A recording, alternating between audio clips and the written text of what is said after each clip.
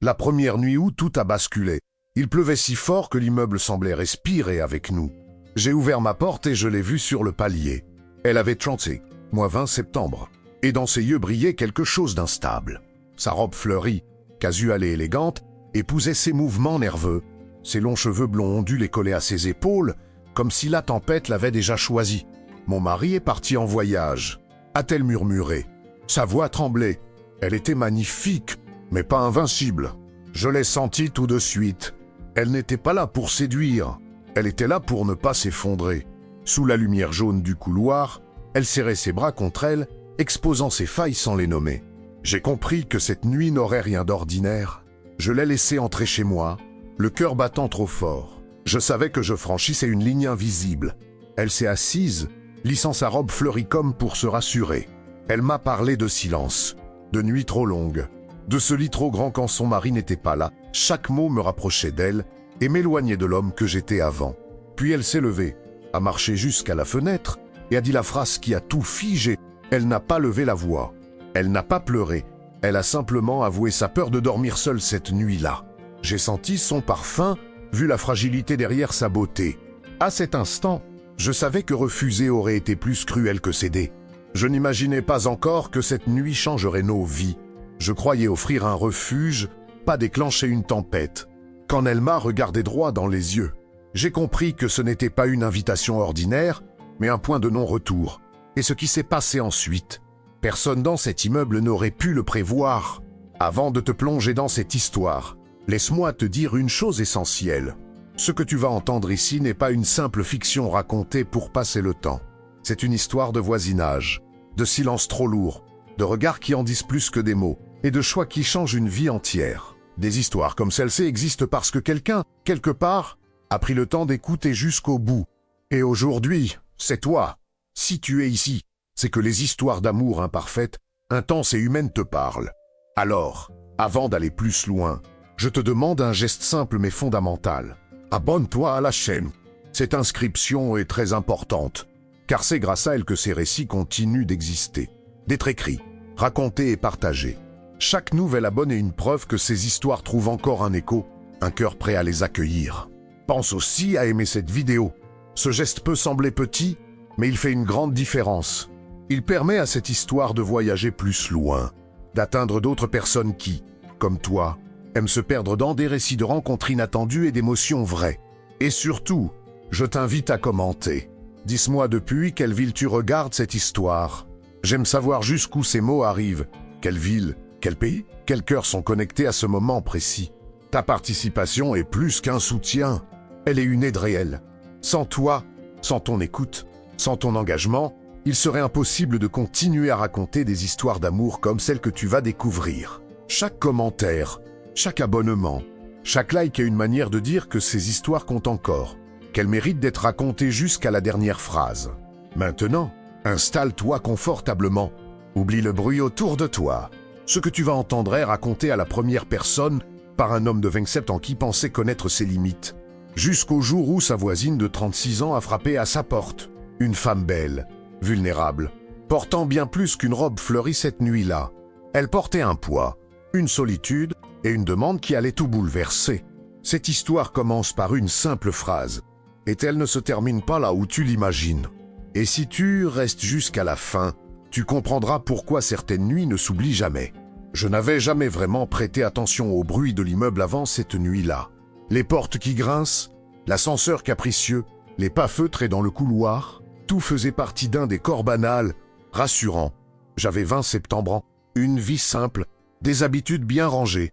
Et puis, il y a eu ce coup discret contre ma porte, presque timide, comme si quelqu'un n'hésitait déjà à changer le cours des choses.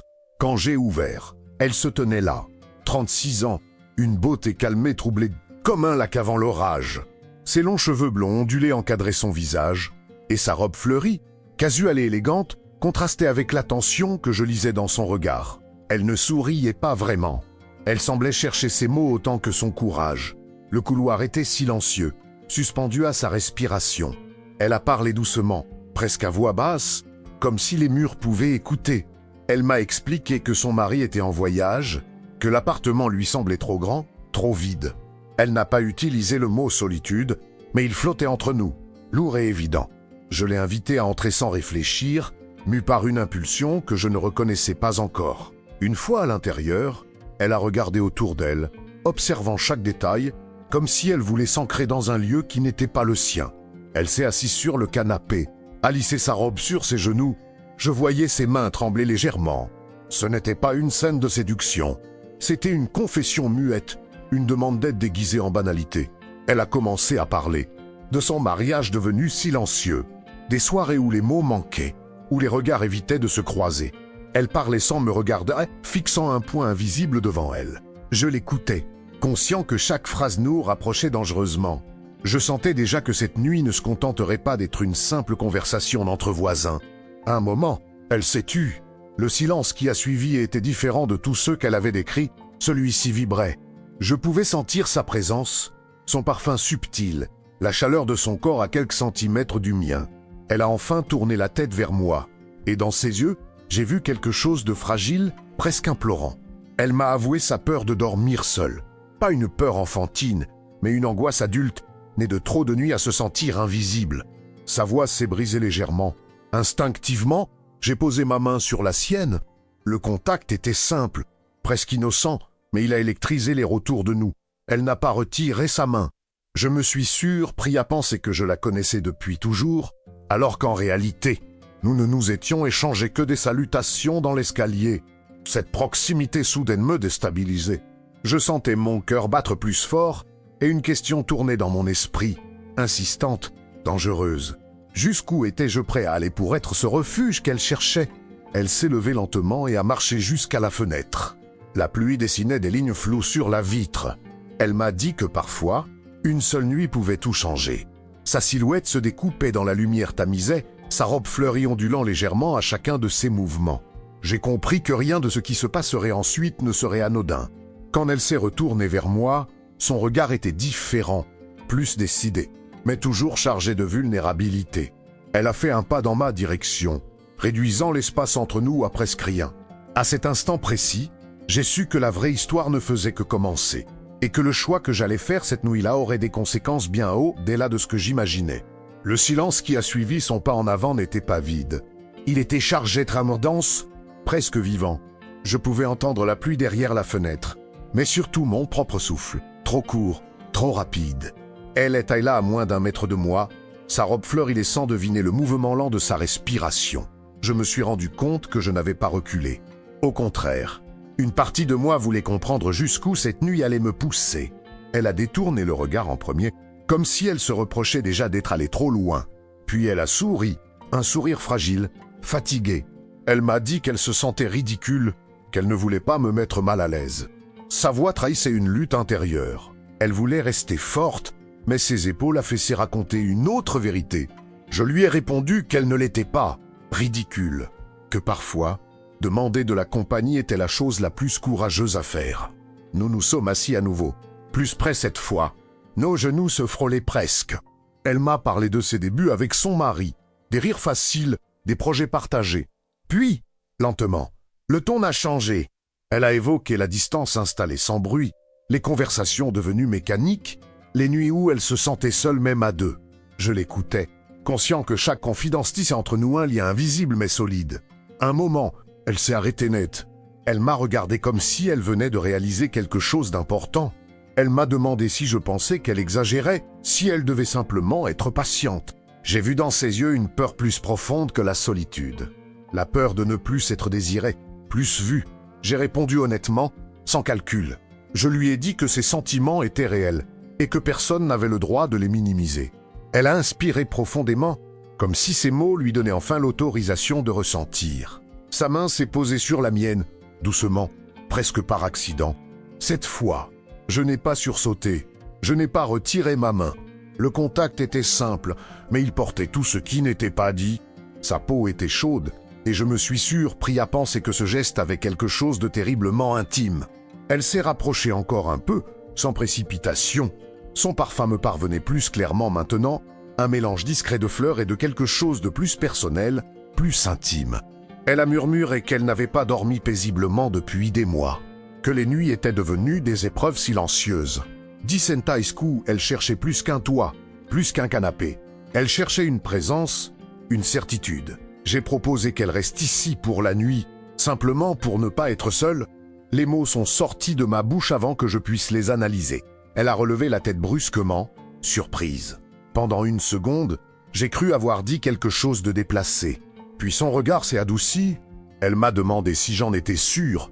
J'ai hoché la tête, conscient que cette proposition n'était pas anodine.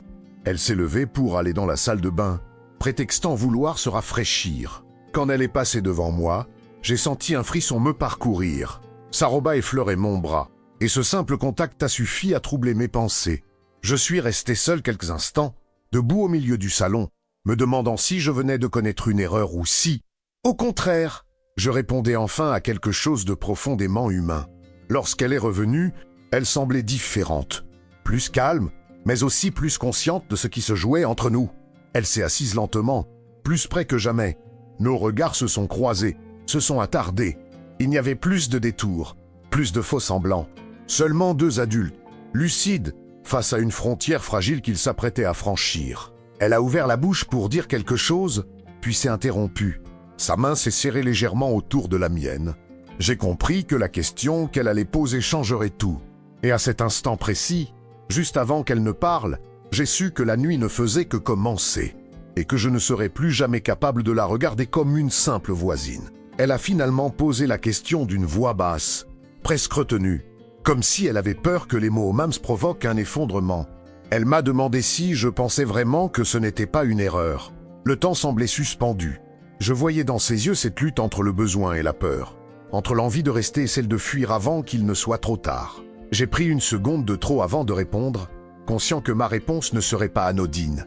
Je lui ai dit que je ne pouvais pas décider à sa place, mais que je sentais, moi aussi, que cette nuit avait quelque chose d'unique. Elle a fermé les yeux brièvement, comme si ces mots confirmaient ce qu'elle savait déjà lorsqu'elle les a rouverts. Son regard était plus calme, mais aussi plus profond. Elle n'était plus seulement une voisine en quête de réconfort. Elle était une femme consciente de ce qu'elle, Risquaichi, est prête à avancer malgré tout. Nous avons parlé encore, mais différemment. Les phrases étaient plus courtes, les silences plus longs. Elle m'a confié qu'elle ne se souvenait plus de la dernière fois où quelqu'un l'avait vraiment écoutée sans chercher à la corriger. Je lui ai avoué que je ne m'étais jamais retrouvé dans une situation aussi ambiguë, aussi chargée.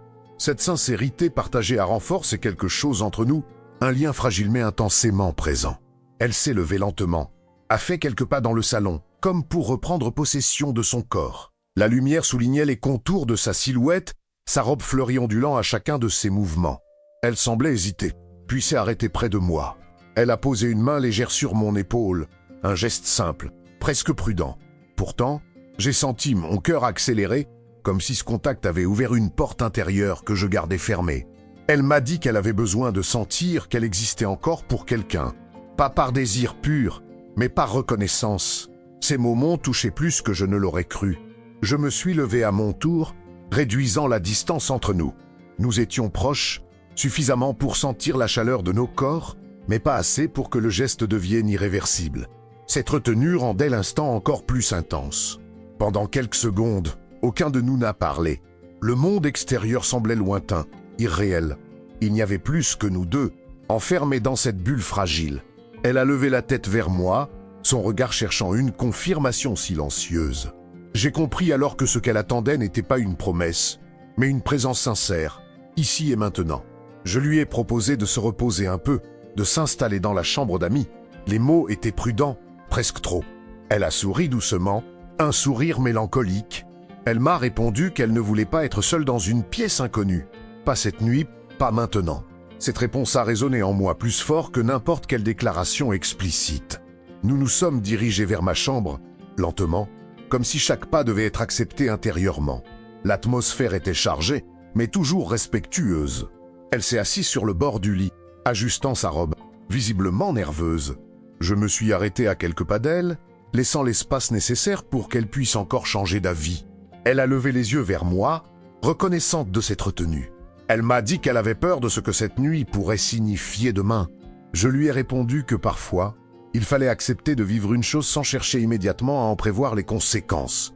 Ces mots semblaient la rassurer. Elle a inspiré profondément, comme pour se donner du courage. Sa main a cherché la mienne, Its voice, le geste était plus affirmé. À cet instant précis, j'ai compris que ce que nous partagions dépassait la simple attirance. C'était une rencontre entre deux fragilités, deux solitudes qui s'étaient reconnues. Mais je savais aussi que cette proximité allait nous entraîner dans une zone dangereuse, où chaque choix aurait un prix. Et tandis que la nuit avançait, je sentais que le véritable tournant de notre histoire était sur le point de se produire. La chambre était plongée dans une pénombre douce, éclairée seulement par la lumière diffuse de la rue qui filtrait à travers les rideaux. Elle était assise sur le bord du lit, droite, les épaules légèrement tendues. Je pouvais sentir son hésitation, cette frontière invisible qu'elle regardait sans encore oser la franchir. Le silence n'était pas gênant. Il était chargé de tout ce que nous retenions encore. Je me suis approché lentement, sans précipitation, comme si chaque pas devait être validé par son regard. Elle a levé les yeux vers moi, et j'y ai vu une confiance fragile, mêlée à une inquiétude sincère. Elle m'a dit qu'elle ne se souvenait plus de la dernière fois où elle s'était sentie aussi consciente d'elle-même, de son corps, de ses pensées. Je lui ai répondu que moi non plus. Je ne m'étais jamais senti aussi présent dans un instant. Elle a inspiré profondément, puis a laissé échapper un léger rire nerveux. Elle s'est excusée, disant qu'elle parlait trop. Je lui ai dit que non, que ses mots remplissaient l'espace mieux que le silence. Sa main a quitté la mienne, puis est revenue, comme si elle testait sa propre audace. Ce simple va-et-vient m'a troublé plus que je ne l'aurais imaginé. Elle s'est levée enfin, se tenant face à moi.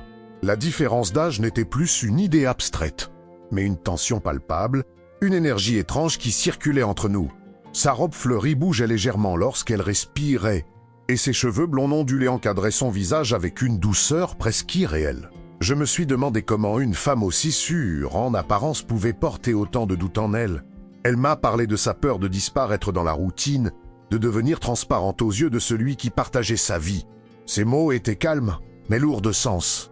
Je l'écoutais sans l'interrompre, conscient que cette confession était plus intime que n'importe quel geste.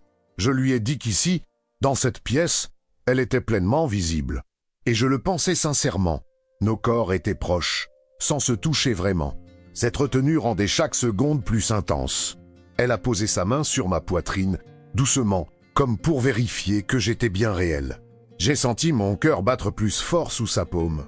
Elle a retiré sa main presque aussitôt, comme surprise par son propre geste. Mais le contact avait déjà laissé une trace. Elle a murmuré qu'elle avait peur de se réveiller le lendemain avec des regrets. Je lui ai répondu que les regrets venaient souvent de ce que l'on n'osait pas vivre. Elle a réfléchi quelques secondes, puis a hoché la tête lentement.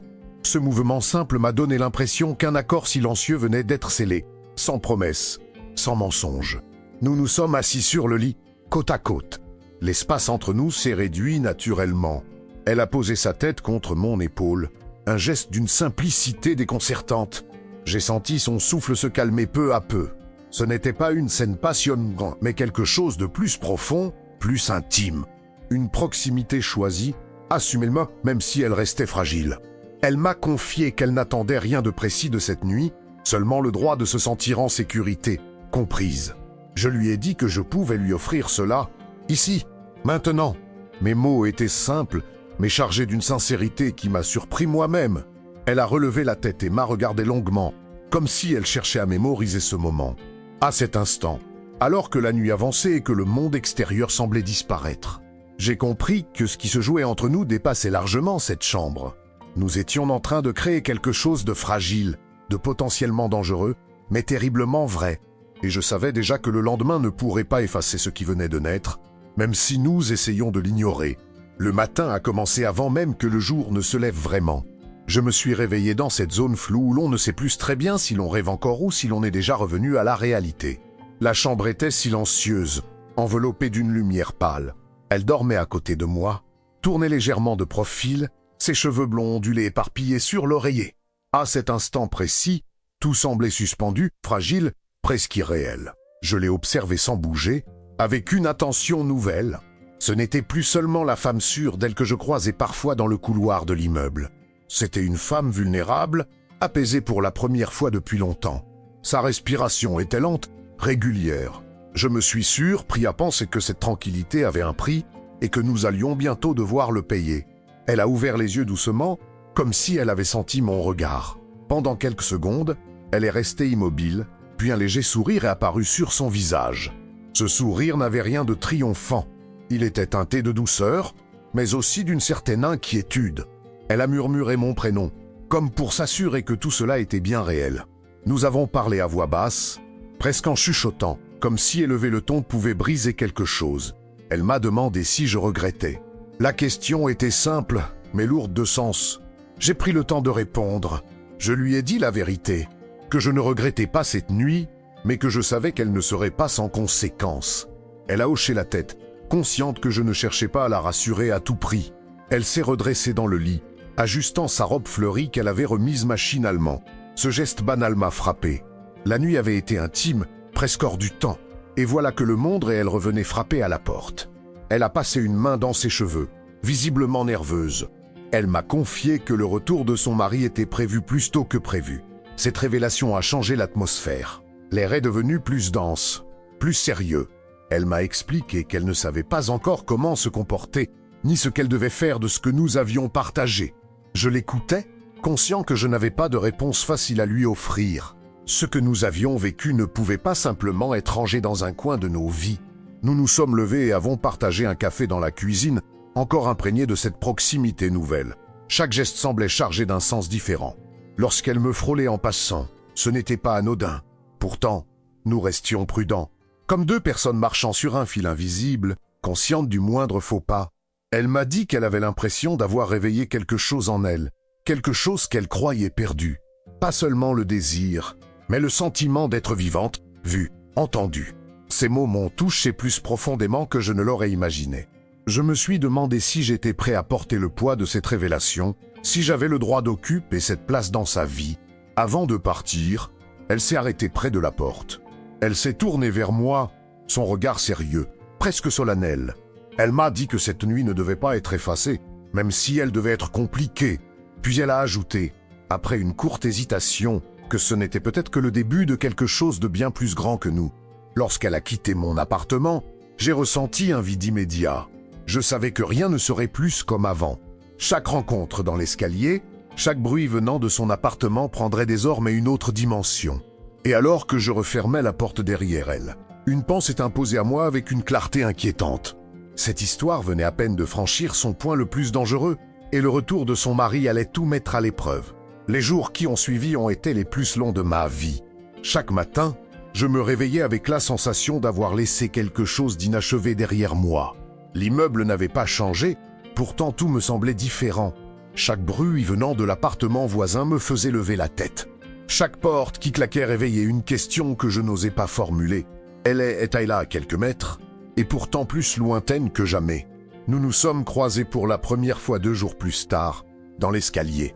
Elle portait toujours cette robe fleurie, la même élégance tranquille, mais son regard avait changé. Il y avait une retenue nouvelle, une prudence presque douloureuse. Nous avons échangé un simple bonjour, trop neutre, trop sage. Pourtant, dans ce bref échange, j'ai senti tout ce que nous ne disions pas. Ce soir-là, je n'ai pas réussi à dormir. Je repensais à ces mots, à cette nuit qui avait fissuré des certitudes que je croyais solides. Je me demandais si elle ressentait la même chose, ou si elle essayait déjà d'effacer ce qui nous liait. L'idée qu'elle puisse me considérer comme une erreur passagère me serrait la poitrine plus que je ne l'aurais cru. Le 3e jour, elle a frappé à ma porte. Cette fois, sans hésitation, quand j'ai ouvert, j'ai compris immédiatement que quelque chose n'allait pas. Son visage était tendu, ses yeux brillants d'une émotion qu'elle peinait à contenir. Elle est entrée sans un mot, comme si l'urgence ne lui laissait pas le choix. J'ai refermé la porte derrière elle, conscient que ce moment allait être décisif. Elle m'a dit que son mari était rentré plus tôt que prévu. Sa voix tremblait, mais elle essayait de rester calme. Elle m'a expliqué que tout semblait normal en apparence, mais qu'elle se sentait étrangère dans sa propre vie.